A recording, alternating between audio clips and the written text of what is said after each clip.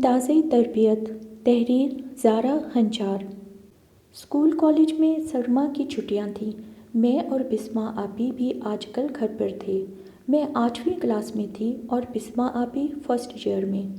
ہمنا آپی تو 2 سال پہلے ہی بمشکل FA کرنے کے بعد تعلیم کو خیر بات کہہ چکی تھیں اور مکمل طور پر گھر گھرستی میں مصروف تھیں۔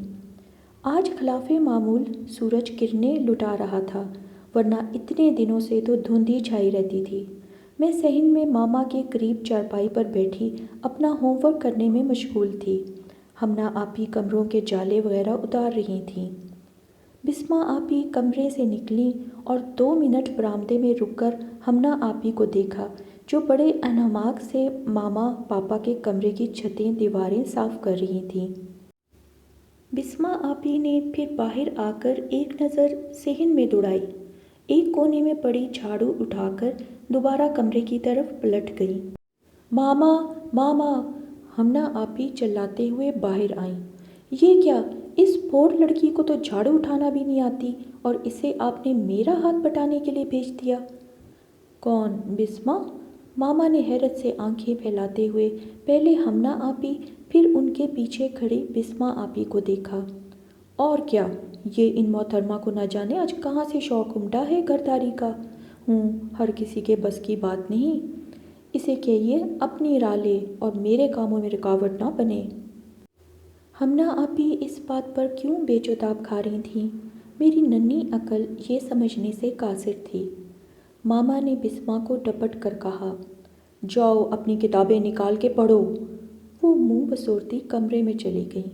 تقریباً آدھے گھنٹے بعد میں کمرے سے کلر پنسل لینے گئی تو بسمہ آپی منہ پر ہاتھ رکھے رو رہی تھیں۔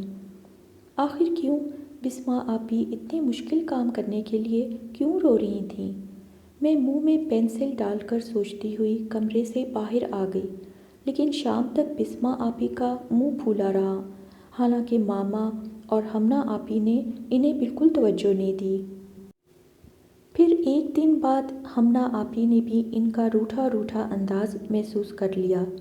تبھی انہوں نے فیصلہ کن انداز میں ماما سے کہا، ماما آپ بسمہ کی ڈیوٹی لگا دیں کہ وہ شام کے برتن صاف کرے، اپنے اور آئمہ کے کپڑے دھوئے اور اپنے ہر کام کی ذمہ داری اپنے سر لے، اور ہاں جب مجھے ضرورت ہو جو بھی کام بتاؤں یہ کرے، تاکہ اسے بھی کام کرنا آئے، اتنی بڑی ہو گئی ہے اب۔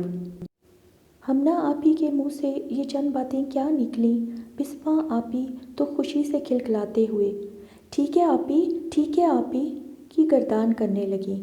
مگر یہ خوشی محض چند روز ثابت ہوئی، کیونکہ ہمنا آپی انہیں وقتاً فوقتاً ایسے ایسے کام بتاتی کہ بسمہ آپی تو اب ان کی نظروں کا تعاقب کرنے سے ڈرتیں۔ چلو سارے صوفوں کے کور اتار کر دھو کے دوبارہ اوپر چڑھاؤ۔ اب بسمہ آپی کور تو اتار لیتی، لیکن دھونے میں بھی مشکل ہوتی اور اس کو دوبارہ چڑھانا خاصا مشکل ہوتا۔ وہ ماما کو مدد طلب نگاہوں سے دیکھتیں، مگر ہمنا آپی بیچ میں حائل ہو جاتیں۔ نہیں ماما، آپ نہیں بتائیں گی، اس کی اپنی عقل کیا گھاس چرنے گئی ہے؟ بڑے بڑے دیگچے بسمہ آپی سے ٹھیک طرح سے صاف نہ ہوتے تو بھی ہمنا آپی ہزار سلواتیں سناتیں، اور جب تائی یا چچی آ کر بیٹھتی تو وہ بسمہ آپی کو ایسے مخاطب کرتی گویا کوئی ملازمہ ہو، چلو جاؤ دیگچی میں چائے کا پانی رکھو، پھر مجھے آواز دے دینا، میں خود آ کے چائے بنا لوں گی۔ ان کے بظاہر عام لہجے میں کہے گئے یہ الفاظ بعض اوقات بسمہ آپی کے لیے دل خراش ثابت ہوتے۔ اچھا تو اب بسمہ بھی گھرداری میں شریک ہو گئی ہے۔ تائی نے اتنی سی بات کہی، مگر ہمنا آپی کو تو موقع مل گیا۔ پتہ نہیں کیوں شوق ہو رہا تھا اس کو، اور اب جی چرانے لگی ہے، اور جو بھی کام بتاؤں مجھے دوبارہ خود ہی کرنا پڑتا ہے، نہ جانے کیوں اسے عقل نہیں آتی۔ وہ ہنسی ہنسی میں کہتی اور سب کو نظروں میں بسمہ کو پوہڑ بنا دیتی، بس بیٹا اپنی اپنی عقل ہوتی ہے، اب دیکھو پچھلے 3 سالوں سے گھر سنبھالا ہوا ہے، مجال ہے کوئی غلطی یا کمی ہو۔ ہمنا آپی کی تعریف ماما کے لیے تو اولین فریضہ تھی، جس کی ادائیگی میں ذرا سی بھی کوتاہی نہ برتتی۔